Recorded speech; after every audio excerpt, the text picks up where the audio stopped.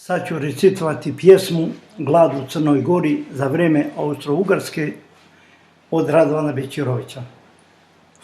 Poslušajte, mila braćo moja, kad sloboda izgubi se svoja, teško ropstvo 3 godine stade, mrtav narod leži na hiljade, da pas pasu priča do vijeka šta je bilo 20. vijeka. Kilo ljeba 100 dinara, a ne maše sirotinja para i ne maše niđe da zaradi u nesrećoj austrijskoj vladi. Melju u kosti od ajvana i to bješi sirotini hrana i gloginju sa trnove grane stije majke sitnu djecu hrane. Plaču djeca do dijela i muke, sklopi majci oko vrata ruke, pa je kume da nam ljeba majko, ne možemo više živjeti ovako. Jadna majka ne zna što da radi, gledi djecu gdje umru od gladi, pa ne može da pomože ništa, ne zameće vatre niti ognjišta. Niti ima od brašnog broka, nego živje kao druga stoka.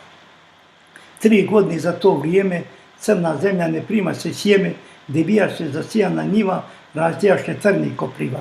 Kopriva je mnogoga spasila, zato se ona i oglasila, to je trava koja prva niče u proljeće kad se snijeg miče.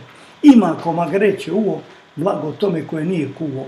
Bez nje mnogi more ne stati, pa je treba na oltar metati, na njoj služiti liturgiju i narod pamtiti Austriju koja nam je kuću iskopala, da Bog da u more propala.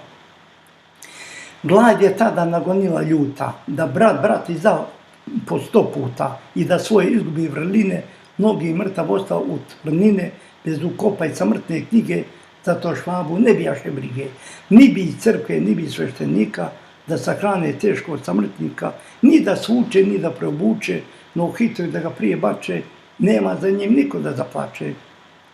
Živi i mrtvi zaviđaše tada, blago tome ko u zemlju pada.